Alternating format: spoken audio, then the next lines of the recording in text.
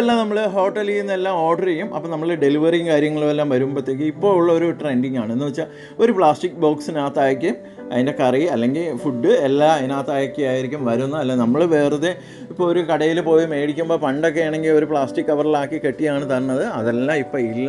പകരം ഇതുപോലെയുള്ള പ്ലാസ്റ്റിക് കണ്ടെയ്നറുകളാണ്. എന്ന് വെച്ചാൽ ചൂടും കാര്യങ്ങളും എല്ലാം നിൽക്കാം, വേറെ പ്രശ്നങ്ങളൊന്നും വരില്ല എന്നാണ് പറയുന്നത്. അതുകൊണ്ട് എനിക്ക് അതിനെപ്പറ്റി കൂടുതലായിട്ട് അറിയില്ല.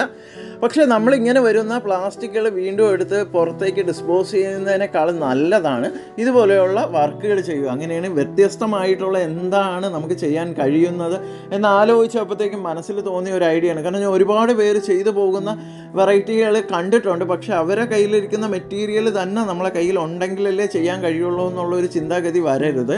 പക്ഷേ നമ്മളെ കയ്യിലിരിക്കുന്ന മെറ്റീരിയൽസ് വെച്ച് വേണമെന്നുണ്ടെങ്കിൽ നമുക്ക് ഇതുപോലെയുള്ള വെറൈറ്റികളെല്ലാം റെഡിയാക്കി എടുക്കാമെന്നാണ് ഞാൻ ഉദ്ദേശിക്കുന്നത്. അങ്ങനെയാണ് ഞാൻ ഈ ഒരു വെറൈറ്റിയിലേക്ക് എത്തിച്ചേർന്നത്. എൻ്റെ കയ്യിലിരുന്ന അത്യാവശ്യം വെറൈറ്റി ആയിട്ടുള്ള ബീഡ്സും കാര്യങ്ങളും ഉണ്ടായിരുന്നു, കളർ പെയിൻറ്റിങ്ങും കാര്യങ്ങളും ഉണ്ടായിരുന്നു. അപ്പം ഞാൻ ഇതെല്ലാം കൂടെ വച്ചിട്ടാണ് ഇതിലേക്ക് ഒന്ന് റെഡിയാക്കി എടുത്ത് നോക്കിയത്.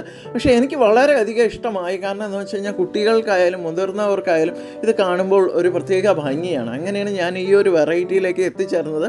അപ്പോൾ വീഡിയോ കാണുക. നിങ്ങളെ വീടുകളിൽ ഇതുപോലെയുള്ള വസ്തുക്കൾ ഉണ്ടെങ്കിൽ തീർച്ചയായിട്ടും നിങ്ങൾക്കും റെഡിയാക്കി എടുക്കാൻ കഴിയുന്നതാണ്.